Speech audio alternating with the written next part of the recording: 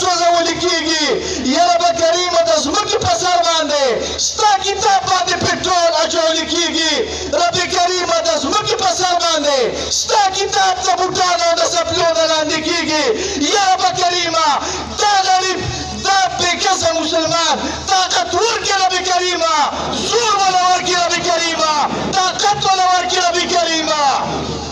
مونږ د بېکسۍ علاج کوو، خو دا بېکسي به الله تعالی یو ورځ په زور باندې بدله کړي، دا به رب په طاقت باندې بدله کړي.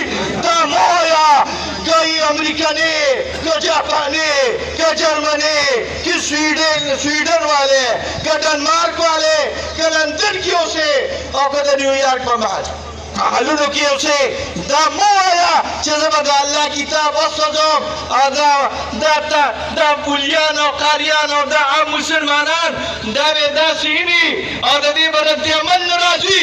د دې به ډېر خطرناک رد عمل راځي. دا یاد ساتئ. تاسو بیا ګیلې کوئ، ستاسو بین الاقوامي بیریا بیا ګیلې کوي. ستا په جنیوا کانفرنس کې او ستا په یو این او کې بیا قرارداد پیش کېږي چې مسلمان دهشتګرد دی، ټیررست دی، په جرمني کې دماکه کوي، په فرانس کې دماکه کوي. ولې به په فرانس کې دماکه نه کېږي؟ ولې به په جرمني کې دماکه نه کېږي؟ ولې به ستا په پارلیمنټ باندې څوک نه ورځي؟ ته د الله د کتاب بېعزتي کوې. ستا د الله د کتاب د بېعزتۍ د وجې نه ستا د پارلیمنټ په بېعزتي کېږي، ستا د قانون به بېعزتي کېږي، ستا د هر ادارې به بېعزتي کېږي. ته د الله د کتاب د بېعزتۍ نه په امان شه. دا موږ ټول جنوب ته دا چیلنج ورکوو. دا مه وایه چې مسلمان بېکسه دی. او بېکسه به یو، بېکسه ځکه یو، بېکسه ځکه یو چې مشران بې طلبات دي. بېشک بېکسه ځکه یو چې مشران بې بېغیرته دي. بېکسه ځکه یو چې اسلام آباد کې دلګان ناست دي. بېکسه ځکه یو چې د اسلام آباد په تخت باندې یو ډله کښېني بل دې باسي.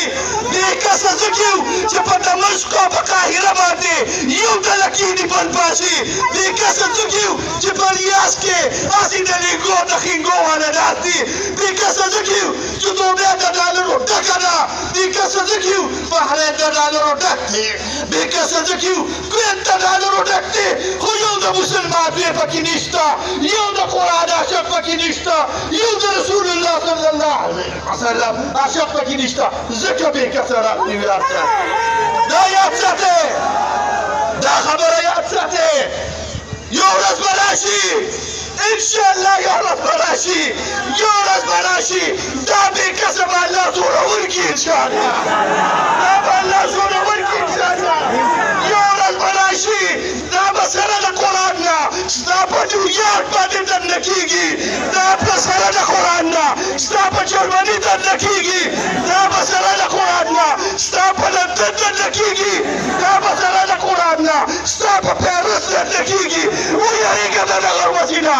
ای د فرانس حکمرانه، ای د امریکې حکمرانه، ای د لندن حکمرانه، ویرېږه د هغه ورځې نه چې دا مسلمان سره د لښکرو نه سره د دې قرآن نه دا قرآن یې په لاس کې وي او سره د دې قرآن نه دا کلمې جنډه برګه جنډه د رسول الله صلی الله علیه وسلم چې کلمه پرې لیکل شوې ده سپینه جنډه او د کلمې جنډه چې دا د عالمانو جنډه ده دا سره د دې مسلمانانو ده به انشاءالله په نیویارک ولاړې دغه ورځ به راوالي.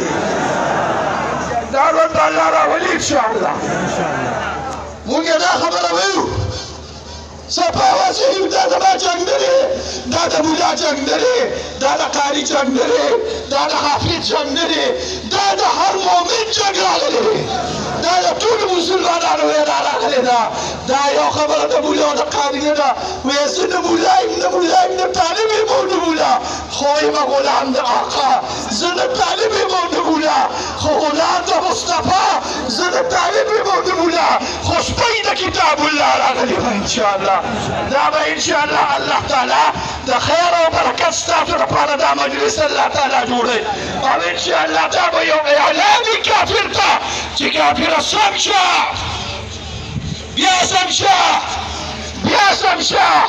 که نه سمېږي د عالمي کفر نه به یو اور جوړ شي، د عالمي کفر نه به یو انګاره جوړه شي، د عالمي کفر نه به یو د ایمان جذبه جوړه شي او ستا هر حکومت به د خپلو قدمونو لاندې راولي.